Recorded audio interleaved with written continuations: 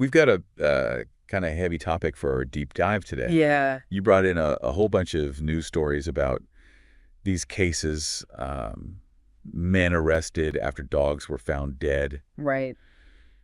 And it's just heartbreaking reading through all these. I mean, every single one is just awful. And we thought we'd take a deep dive into this and see if we could maybe make some sense of all this. Yeah, absolutely. I think if we look at these as a group instead of just individual tragedies, Right. we might see something bigger, Exactly. some sort of patterns or connections that we wouldn't see otherwise. Yeah. And just looking at these cases, the first thing that jumped out to me was just the fact that these are from all over the country. Yeah. I mean, you've got Virginia, Alabama, Florida, New York, Tennessee.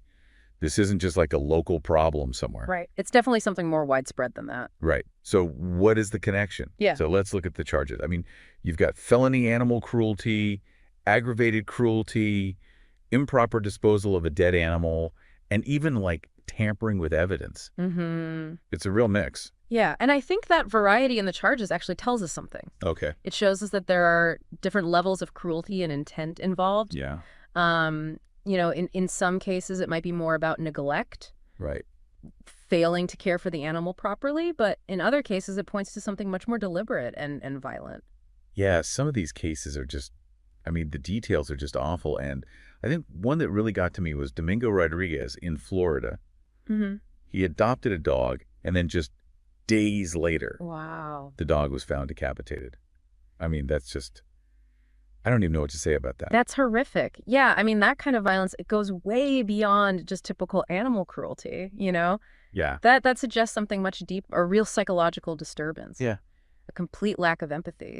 It's chilling. Then you've got the case of Quentin Calhoun Pope in Virginia, and in his case, the necropsy, which is basically an autopsy for animals, Great. played a key role in his arrest. It revealed evidence that couldn't be ignored. So, it makes you realize that forensic science is becoming more and more important in these types of investigations. It really is. And that's a good thing because in the past, these cases were really hard to prosecute. Right. But with these advances, investigators can build much stronger cases, which hopefully will lead to more abusers being held accountable. I hope so. There's another case, Christian Hera, a red tick Hallman in New York. Mm-hmm. He was charged with beating 2 dogs to death.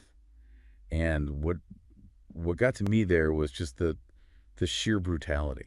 Yeah, that case is a reminder that animal cruelty can escalate. Right. It's not always just a one-time thing. Right. This kind of violence, it often leads to more violence. Yeah. And that's why it's so important to recognize the warning signs early on. Absolutely. So we've looked at all these cases. Are there any common threads here? What have we learned? Yeah, I think there are a few key takeaways. First, animal cruelty, it's a widespread problem. It's not limited to one place or type of person. Right. Second, the legal system is starting to take these crimes more seriously. It seems like it. And finally, the details matter. The details of each case can tell us a lot about the person who committed the crime. Right. About their mindset Yeah. and the severity of what happened. Exactly. Yeah, this is heavy stuff, no doubt about it. It is. These stories are tough to hear, but it's important that we don't look away. I agree. These animals deserve justice. They do, and I think the more we understand about these cases, the better we'll be able to prevent these tragedies from happening in the future. Yeah, I think these cases really highlight how vulnerable animals are. Mm-hmm. What is our responsibility as a society to protect them? That's something to think about. Thanks for listening to Justice for the Souls podcast. Thank you. We'll see you next time. Bye. Bye.